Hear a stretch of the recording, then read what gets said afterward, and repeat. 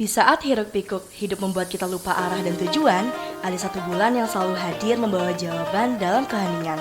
Bulan itu datang bukan hanya untuk ditunggu, tapi untuk ditemui dengan seluruh jiwa dan raga yang rindu akan pembaharuan.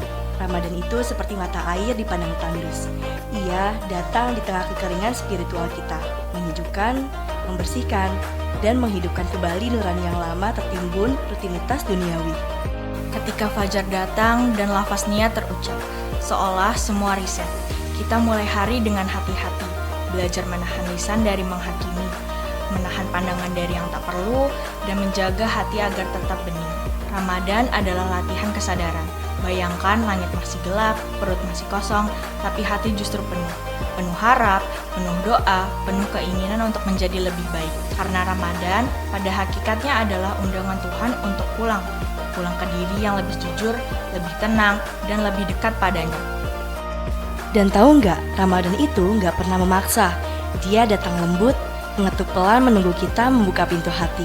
Pelan tapi dalam, diam tapi menggetarkan. Kalau saya boleh bilang, Ramadan itu ibarat cermin ya. Di bulan ini kita bisa lihat siapa kita yang sebenarnya. Waktu lapar, kita tahu rasanya orang miskin.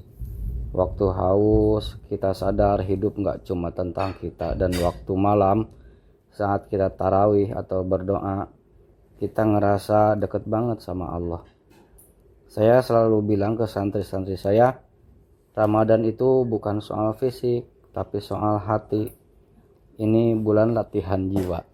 Bukan sekedar puasa, tapi puasa dari marah, dari ngomongin orang, dari semua yang bikin hati kita keruh. Dan yang paling penting, Ramadan ngajak kita balik ke Tuhan, ke fitrah. Nggak perlu muluk-muluk, mulai aja dari hal kecil tapi konsisten. Pernah nggak sih kamu ngerasa bahwa waktu sahur itu waktu paling jujur dalam sebuah keluarga? Saat semua masih mengantuk, mata masih separuh terbuka, tapi tangan-tangan itu tetap bergerak. Ibu menyiapkan makanan, ayah duduk diam menyimpan kantuk dalam sunyi. Adik yang masih dibangunin berkali-kali, tapi akhirnya ikut duduk dan tersenyum kecil. Sahur bukan cuma soal makan, tapi soal kebersamaan yang tulus. Gak banyak bicara, tapi penuh makna. Dan ketika maghrib datang, ketika azan menggema, saat itulah rumah berubah menjadi pelabuhan cinta. Semua berkumpul. Menu sederhana berubah menjadi jamuan yang membahagiakan karena ada cinta di setiap sendoknya. Dan di situ kita tahu, Ramadan bukan cuma ibadah personal, tapi ibadah sosial, ibadah keluarga, kesempatan untuk membangun ulang komunikasi yang mulai longgar, untuk saling memaafkan meski tanpa kata, cukup lewat senyuman atau pelukan. Ramadan itu perekat keluarga. Saya sering lihat orang tua yang biasanya sibuk kerja. Pas Ramadan sempetin sahur dan buka bareng anak. Bahkan anak remaja yang biasanya di kamar terus jadi lebih sering ke ruang makan. Itu bukan hal kecil. Itu momen yang memperkuat pondasi keluarga.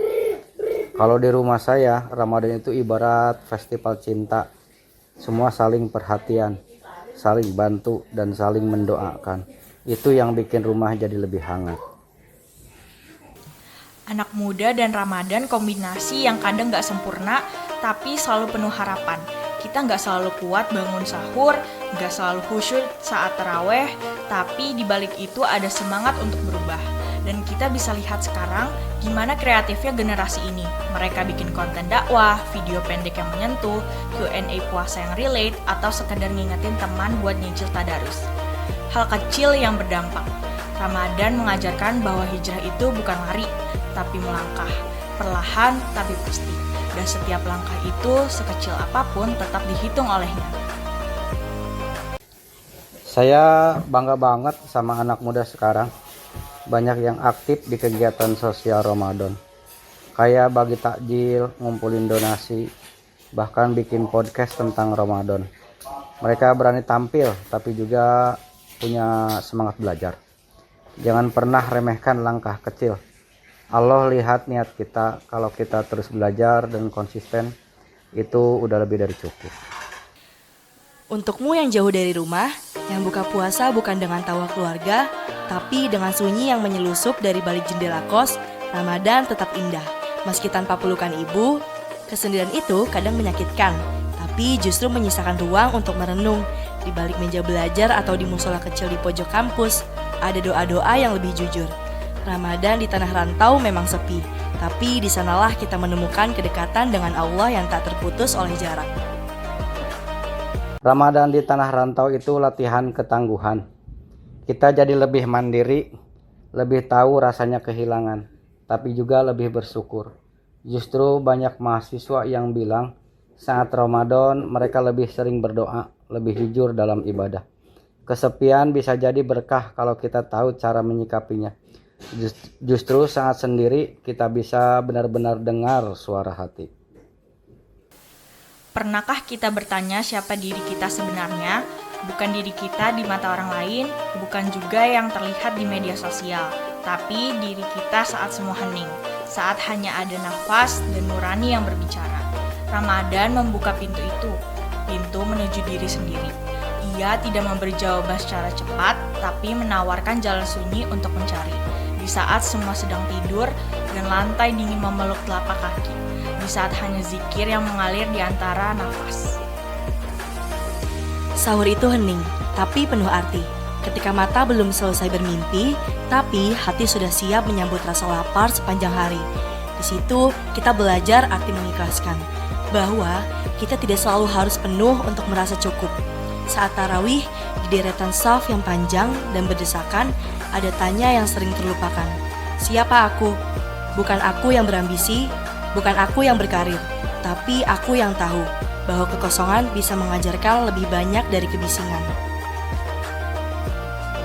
Lapar dan haus jadi teman harian. Mereka bukan sekedar cobaan, tapi cermin yang memantulkan wajah sejati kita. Saat kita tak punya apa-apa, apakah kita masih bisa tersenyum saat tak ada yang melihat? Apakah kita masih berdoa? Disitulah jati diri muncul. Bukan dari pengakuan, tapi dari perjalanan ke dalam diri sendiri. Dari kejujuran untuk mengakui bahwa kita pernah salah, pernah sombong, pernah lupa diri, dan Ramadan datang. Bukan untuk menghukum, tapi untuk memeluk. Ramadan adalah momentum mengenal diri sendiri. Ketika kita menahan diri, kita lebih peka. Kita mulai dengar suara hati, bukan suara dunia. Disitulah jati diri perlahan muncul. Saya sering bilang ke santri, jangan takut melihat ke dalam diri sendiri. Karena disitulah kita tahu seberapa jauh kita dari Tuhan. Dan dari situ kita bisa mulai melangkah balik, perlahan tapi yakin. Kadang yang kita cari bukan jawaban instan, tapi kejujuran. Masjid, tempat di mana langit dan bumi terasa lebih dekat. Di bulan Ramadan, masjid tidak hanya menjadi tempat sujud, ia menjelma menjadi rumah. Rumah kedua yang tak memeluk semua rasa, bahagia, tenang, haru, hingga air mata yang tak terkatakan. Saat matahari terbenam dan azan maghrib bergema, masjid dipenuhi langkah-langkah yang cepat, tapi penuh rindu.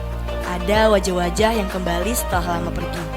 Ada jiwa yang baru belajar mengenal Tuhannya. Masjid menjadi tempat berlabuh bagi mereka yang letih, tempat menangis tanpa malu, tempat suara hati didengar tanpa dihakimi. Tarawih berjamaah menjadi ritual yang dirindukan. Kita berdiri dalam satu saf, dalam keheningan yang hanya diisi suara imam yang melakukan ayat demi ayat. Setiap sujud rasa terlarut, setiap doa memenuhi langit-langit masjid yang lama menanti. Ada juga tadarus bersama di siang atau menjelang malam. Suara-suara pelan membaca ayat Al-Quran bercampur dengan debu yang tertangkap sinar matahari dari celah-celah jendela. Masjid menjadi sekolah, menjadi tempat belajar, tempat mengajar, tempat saling mengingatkan. Dan ketika ada buka puasa bersama, masjid menjadi lautan kebersamaan. Orang asing berbagi tempat duduk, anak-anak tertawa di halaman depan. Masjid tidak pernah memilih siapa yang layak masuk, siapa yang layak duduk di barisan depan. Karena rumah Tuhan tidak mengenal status, ia hanya mengenal ketulusan hati yang datang. Masjid itu simbol kasih sayang Allah. di bulan Ramadan banyak yang kembali ke masjid setelah sekian lama. Dan masjid selalu terbuka, memeluk siapa saja. Karena rumah Tuhan tidak pernah menolak tamu yang datang dengan hati yang tulus. Saya selalu bilang, jangan malu datang ke masjid. Walau baju kita belum sempurna, walau bacaan kita belum fasih, walau hati kita masih ragu, justru dengan melangkah ke sana, Allah yang akan menyempurnakan. Masjid itu bukan hanya untuk yang suci, tapi juga untuk yang ingin kembali suci. Banyak dari kita yang mulai belajar iman justru di sudut-sudut masjid yang sunyi. Di situ kita belajar menghapus dosa dengan air mata dan menyulam harapan lewat sajadah. Ramadan mungkin hanya satu, tapi wajahnya beragam. Seperti cahaya bulan yang sama, tapi dipantulkan berbeda oleh jendela di tiap negeri. Di Indonesia, azan maghrib adalah suara yang ditunggu. Kota-kota dipenuhi aroma takjil, warung-warung ramai dengan kebahagiaan sederhana. Tapi di Norwegia, Ramadan bisa berarti 20 jam puasa tanpa matahari terbenam.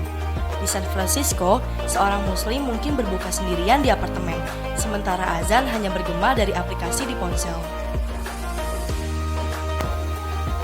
Di Palestina, Ramadan datang tanpa jaminan keselamatan. Bukan takjil yang ditanyakan, tapi apa masih ada listrik untuk menyalakan lampu tarawih malam ini. Di Gaza, suara bom bisa menggantikan azan. Tapi meski begitu, doa tidak pernah padam. Ramadan di Prancis, di Inggris, di Jepang mungkin hanya dirayakan di kantin kecil, di masjid sudut kota, atau di rumah yang berusaha mengajarkan anaknya tentang Islam di tengah sekularitas. Tapi dimanapun umat Islam berada, Ramadan tetap hadir, membawa harapan, menyatukan doa, menghapus batas negara dan warna kulit, dan karena Ramadan adalah bahasa universal, bahasa hati yang mengarah ke langit, tidak perlu dipahami, cukup dirasakan, tidak perlu ramai, asal tulus. Saya pernah bertemu santri yang bercerita tentang puasa di negara yang minoritas muslim. Mereka tetap kuat meski sendirian, karena Ramadan bukan tentang keramaian, tapi tentang keyakinan. Yang saya kagumi dari mereka bukan hanya bagaimana mereka bertahan secara fisik, tapi bagaimana mereka menjaga keimanan dalam sunyi, menyiapkan sahur sendiri, sholat tarawih sendiri, bahkan mencari komunitas kecil untuk berbagi kebahagiaan Ramadan meskipun sangat terbatas. Dan ini mengingatkan kita semua bahwa hakikat Ramadan bukan pada hingar-bingar, tapi pada keteguhan hati. Dimanapun kita berada, selama niat dan cinta kepada Allah tetap terjaga, maka Ramadan akan selalu bermakna. Ketika dunia tidur dan langit gelap, ada satu kekuatan yang terbangun, doa. Dalam diamnya malam-malam Ramadan, kita nggak pernah sendiri, ada Allah yang menanti. Ada langit yang terbuka, ada malaikat yang turun membawa cahaya. Saat jam menunjukkan sepertiga malam, banyak yang masih tertidur. Tapi, di sudut-sudut sunyi, ada seseorang yang bangkit dengan mata masih berat, menyentuh air wudhu yang dingin, lalu berdiri pelan di depannya. Hanya dia dan Tuhan yang tahu betapa hancurnya hati itu dan betapa kuatnya cinta yang masih bertahan. Zikir di ujung sajadah, nama-nama Allah diucapkan berulang kali. Bukan karena lupa, tapi karena cinta. Air mata yang jatuh tanpa suara. Bukan karena lemah, tapi karena ada rindu yang sudah terlalu lama. Sujud yang panjang, yang seolah tak ingin berakhir. Ramadan membawa kita ke ruang terjujur dari hidup. Tempat di mana kita tidak lagi menyembunyikan apa-apa. Tidak lagi berdalih, tidak lagi mencari validasi. Kita hanya menyerahkan segalanya kepada Yang Maha Kuasa. Doa di Ramadan itu lain rasanya, lebih dalam, karena hati kita lebih lunak, karena kita tahu kita sedang butuh dan Allah Dia selalu dengar. Saya sering sampaikan ke santri-santri saya, jangan tunggu hidup berantakan baru berdoa. Tapi ketika Ramadan datang, gunakan kesempatan ini untuk menjadikan doa sebagai teman harian. Saat fajar menjelang, saat langit gelap, saat orang-orang tertidur, itulah saat-saat doa terasa paling hidup. Banyak yang bilang mereka menangis saat salat malam. Itu bukan kelemahan, itu kekuatan. Karena orang yang bisa jujur pada Tuhannya akan lebih kuat menghadapi dunia. Dan ingat, Allah tidak melihat seberapa panjang doa kita, tapi seberapa dalam kita meyakininya. Ramadan ini semoga kita semua bisa merasakan indahnya kedekatan itu, kedekatan tanpa syarat. Hari-hari terakhir Ramadan itu seperti halaman terakhir dari sebuah buku indah. Kita ingin membacanya perlahan, menandai setiap ayatnya dalam hati. Seolah-olah kita nggak siap untuk mengucapkan selamat tinggal pada bulan yang penuh berkah ini. Namun, di luar sana, suasana sudah berubah. Pasar-pasar dipenuhi pembeli, jalanan dipadati pemudik, orang-orang berburu baju baru, kue lebaran, dan oleh-oleh untuk kampung halaman. Dan di antara suara takbir yang sudah mulai mengaung, ada pertanyaan yang dihantarkan angin ke dalam hati kita. Apakah kita siap menjadi fitri? Sudahkah kita siap memaafkan? Bukan hanya orang lain, tapi diri sendiri juga. Sudahkah kita siap memulai hidup yang lebih ringan, tanpa beban benci, dendam, dan ego yang membatasi cinta? Idul Fitri itu bukan pesta, bukan tentang rumah yang dihias, atau meja yang dipenuhi kue-kue manis. Idul Fitri itu jembatan dari hati yang hancur menuju hati yang diperbaiki oleh Ramadan. Dari lidah yang biasa kasar, menuju lidah yang lebih lembut dalam doa. Dan saat kita berdiri di pagi Syawal, berpakaian putih dan tertawa di antara keluarga, cinta sebenarnya sedang mengalir pelan di antara jabat tangan dan pelukan.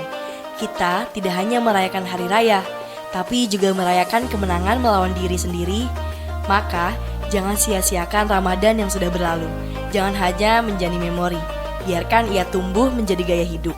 Karena sesungguhnya, lebaran yang paling mulia bukan yang termewah baju, tapi yang terlembut akhlak dan terindah kesabaran. Lebaran itu bukan selesai, tapi permulaan. Ramadan ngajarin kita jadi versi terbaik diri sendiri. Setelah lebaran, PR-nya adalah gimana caranya kita tetap istiqomah, tetap sabar, tetap rendah hati. Semoga kita semua bisa bawa ruh Ramadan ini ke bulan-bulan selanjutnya. Jangan biarkan semangatnya padam cuma karena hilangnya suasana.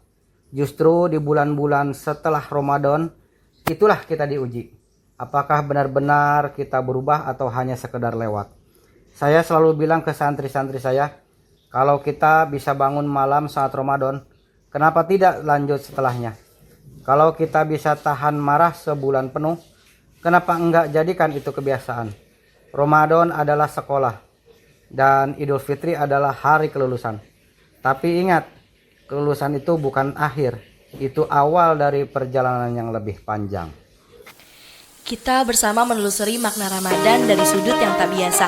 Bukan sekedar soal menahan haus dan lapar, tapi tentang bagaimana bulan suci ini menjadi ruang latihan mental, arena pengasahan karakter, dan panggung besar bagi kebaikan sosial. Bulan ini bukan semata-mata tentang kehusyuan yang diam, tapi juga tentang keberanian untuk bergerak dan menyebarkan energi positif di tengah lingkungan kita. Jika ada waktu terbaik untuk berubah, maka Ramadan adalah waktu itu. Dan jika ada ruang paling luas untuk memberi, maka Ramadan adalah jalannya. Mari kita pulang dari sesi ini bukan hanya dengan informasi, tapi dengan kemauan baru untuk bertumbuh, berkarya, dan bersinar dalam cahaya Ramadan yang hangat dan menyala. Dan seperti halnya matahari yang terbit di pagi hari, pelan tapi pasti, namun penuh kepastian dan energi. Begitulah semangat Ramadan seharusnya menyinari langkah kita. Jangan biarkan Ramadan berlalu tanpa bekas. Jangan biarkan ia menjadi sekedar agenda tahunan yang usai tanpa jejak. Justru dari sinilah kita mulai belajar tentang ritme hidup yang lebih tertata, tentang ikhlas yang tidak hanya di lisan, dan tentang sabar yang tidak hanya dalam kata-kata. Kita telah diajak melihat Ramadan sebagai ruang refleksi yang aktif, bukan pasif, sebuah jalan spiritual yang tetap berpijak di bumi dan berkarya untuk sesama.